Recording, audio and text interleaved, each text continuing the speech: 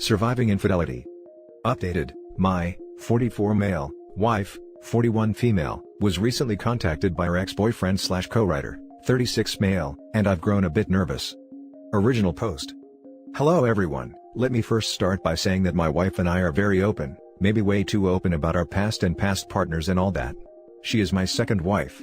My first wife was big on fidelity and we broke up over her cheating. The ex and I share a son. My wife also has a daughter of her own from a previous marriage. We've been married for 5 years and our little blended family works well together. As I mentioned earlier, we are perhaps too open about our past relationships. Her first husband was a serial cheater. He was a musician and slept around with women from his gigs. She stumbled onto his emails, only to learn that he was involved with 5 other women, one of which he'd gotten pregnant.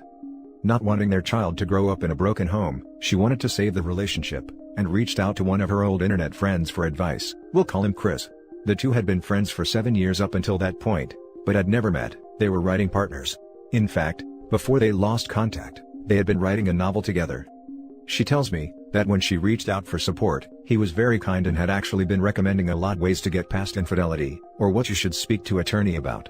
In general, being a good friend. Somewhere in that, they decided to revisit writing their book again. According to her, they would casually flirt, but as they lived on opposite sides of the country, they had no means to act. In all this, she decided her marriage was dead and stopped trying to fix things. Checked out, I guess. She and Chris expressed mutual attraction, and by the end of the year, he flew out to meet her. She filed for divorce right after the affair got physical, and Chris moved later that year to be with her. To make a long story short, her daughter, who was only 5 at the time, didn't really take to him. As she says, he didn't do anything wrong, she just wasn't adjusting properly after the divorce, and didn't like somebody replacing her father. My wife told him they needed to take a break due to this, and due to the fact that he's a bit crass sometimes. She had only intended for it to be a short break, but he was apparently so hurt that he'd moved that far to be turned away 2 months in, and so he broke it off entirely. After months had gone by, they reconnected to try and finish their book. They began sleeping together again during this time, but it was just a physical thing. They came close to finishing the book, but she started dating me, thus they stopped sleeping together.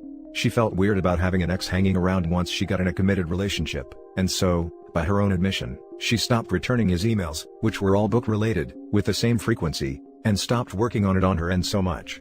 He grew frustrated after a few months of this and blocked her on everything. Which finally brings us to a month ago. After 4 or 5 years of no contact, he messages her out of the blue. He contracted COVID and nearly died. Chris contacted her, because apparently in the time apart, he rewrote the book without her contributions, managed to get published, wrote and published a sequel, and released his work. Came really close to not be finished if he died. He wanted to make it known, that if something should happen to him, that he wanted the rights of this thing turned over to her, as she knows how it will end, and helped create the story. Fair enough, that actually sounds nice, but then they get to talking. He's apparently writing a comic adaptation, and he invited her to come on board for it. He has a lot of the art done and she was very excited, showing me, and explaining to me who all the characters were, their backstories, what she thinks he got wrong in the design. She also read the first book and is telling me which names he changed, what characters were and weren't in their version, the plot differences, and she seems to be having a lot of fun with it. I knew they wrote together, she's mentioned it before, but I had no idea they had this whole universe created. I can tell it was something that was really important to her. She seems like she might take him up on the offer, and this worries me. Every time they've worked on something in the past, it leads to the bedroom. And there is a bit of explicit content in their writing. I'm not the jealous type, and I certainly don't want to step on a dream she had buried, but I don't want a repeat of history. I'll admit I decided to snoop their conversation, and while he seems like he's been on the level and is only really discussing the project, she's pressing for information on his personal life. I wouldn't say in a flirty way, but she asked him if he's seeing anyone now, and when he answered no, he's too busy, that relationships just get in the way, she told him he needs to get back out there. That celibacy isn't a good look on him. We're pretty open about our past intimate life, so I know her ex-husband was terrible at it, and once when drunk, she said of Chris, "Don't let a great screw convince you it'll be a great relationship." How the hell do I proceed? I know she was emotionally broken by her ex-husband and that's why she cheated, but she did cheat with this man. I've met him, he seems like an on-the-level guy, but they have a history that tells me something might happen. I wanted to approach my wife with my concerns, but I don't want to seem like an overbearing, controlling person. I want her to have her creative outlet, because she glows in a way I've never seen before when she talks about this book I barely knew anything about. It feels like it's something that was deeply important to her that she forced not to be important. I want that for her, but I don't want their interactions to escalate into something more like they have 3 times already. Now for the top advice before reading the update. I would say a very acceptable boundary to draw is, I'm not okay with you making a book with the guy who you left your last husband for. Context though. Her ex-husband cheated and the relationship was a walking corpse for the last 6 months of it, Chris showing up in the last month. Because of my ex-wife, I really don't like cheaters in general, but it's fairly easy to rationalize why she did it. Doesn't bring much comfort though when it's literally the same guy. Creating a book together involves a very close professional relationship. Sure, she can say that it's totally over between him and her. But the issue is, are you going to be 100% okay with that? Do you feel like you're going to worry about their frequent messages and if their relationship is staying professional? If you guys have a fight, are you going to be upset if she goes and works on their book together? There's a lot of messy factors going to be involved in this. If you have an issue with it, that's okay. This isn't just some guy she used to be writing partners with. It's a guy she had an intense and actual relationship with. Once you cross a line with someone, sometimes you can't walk it back. You and her have to realize that collaborating with an ex-partner is a big ask. And if she didn't think to ask if you're okay with it first, that's a bit scary. I mean, add to that the fact that some of the writing is pretty racy. One thing I plan to say is that I'm really not comfortable with her writing X scenes with somebody she had slept with. She hasn't agreed to work with him on it, she just seems excited to see the project actually released. She's even slightly mad at him for doing it, seeing as she thought they agreed to abandon it. I've never wronged her in a serious way. Her ex-husband kind of knew that she was cheating, but as he was basically unemployed and might have difficulty staying in the country were they to divorce, and had been cheating on her, he just let it go. She's had one night where she spent a couple hours chatting with Chris, but since then things have been normal. She explained the situation with her ex-husband that she talked with Chris for several hours a night, every night, and ex-husband for self-preservation didn't confront her over it. She starts behaving in that way, I'll be worried. But that hasn't been the case. You tell her that you are not okay with her having contact with her former affair partner, and that it will be the end of the family if she proceeds. You should not have to sit there and watch and worry, and wonder what is going on between them. It is totally antithetical to any reasonable concept of marriage. I think that's a little unfair to be honest. I think with clear boundaries, and the fact we don't live anywhere near him, it's safe to say nothing will happen. When he messaged her, she came straight to me and let me read his initial message, and there wasn't any trace of him trying to be seedy. The contents were him apologizing for ghosting her 4 to 5 years ago, mentioning that he finished 2 books in their trilogy, that he nearly died to COVID and it made him realize he wanted the story to go to her in the event he died, because rightfully, 50% should be hers anyway. His message included a whole bunch of anime commissioned art of their characters, and was asking if she'd be interested in helping him write the adaptation into a graphic novel. She won't work with him without my say-so, and if it's just that and they are a country apart, I'm not really too worried anymore that stuff will happen. And now for the update. I don't know who this woman is. The level of deception is so involved and deliberate, that I'm hardly capable of comprehending that I've spent the last 6 years of my life with this person. I decided to sit down with her and talk about how I felt about the situation, that I was happy she rediscovered her old writing and expressed that it would be cool for her to explore that as a hobby, or a profession as she's quite good at it and clearly enjoys it. At the time, she agreed, and said that Chris, her ex being around wouldn't be a good thing, saying she was worried that he might be using this as a ploy to talk with her again. When she said these things, I was like, okay cool, she has the same misgivings I do, and she's not minimizing my feelings or calling me controlling. In fact, we're on the same page. Oh, how wrong I was. That conversation should have been the end of it, but for some reason, my brain started getting weird and I began thinking it was going to well. Yesterday morning, when she got in the shower, I took her phone and went into it. His number was there and their entire conversation had been deleted. It hadn't been 3 days prior. Red flags. Checked Facebook Messenger, she's talking about her upcoming trip for work, which takes her to Vegas. Well apparently, this 2-day-long thing has been cancelled due to COVID, but she's been telling me she's going. They are discussing a hotel a town over, and staying there as well as sending each other people's vacation photos of Vegas, so she'll have stuff to show if I ask. She's talking about restaurants they can go to, how there will be a full moon when he's here, and it would look great on the beach. Oh yeah, and he's not on the East Coast as he presented, he moved back to town recently, since the prick actually has enough money to live here. He showed her on Google Maps where he's living, and it's taking everything I have not to drive my truck straight into his living room. A month ago, she claimed that she had to pick up her brother from the airport. Nope. That was him. The messages don't go back much further than that, but they reference talking about stuff during the years they supposedly haven't had contact. One line I read that he wrote has my heart racing with such freaking madness is from him. Yeah, we're just friends. I don't see you in 8 years and I'm inside you 20 minutes off the plane. Best friends maybe. So, she's not just planning to screw him, she's been doing it for months. That trip to her mother's a few weeks back where she stayed the night, yeah.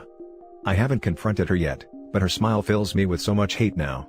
I'm going to try my best and hold back on saying anything until after Christmas. The kids don't need the holiday being a constant reminder of this, but honestly, I'm probably going to snap and confront her today or tomorrow, because my ability to swallow this BS with a smile is almost impossible. Honestly, I'll be lucky if I can avoid taking a bath with the toaster.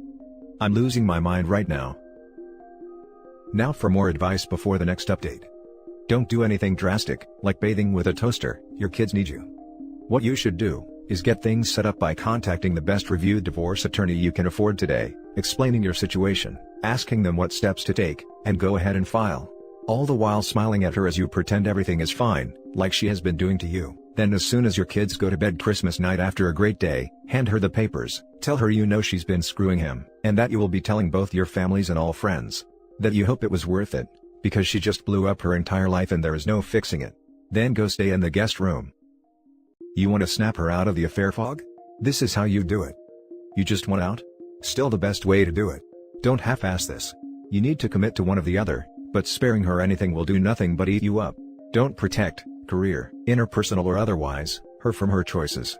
Not even 5 minutes before reading this, I read about some mother who had to stomach her husband's affair for 20 years in an attempt to not shame him.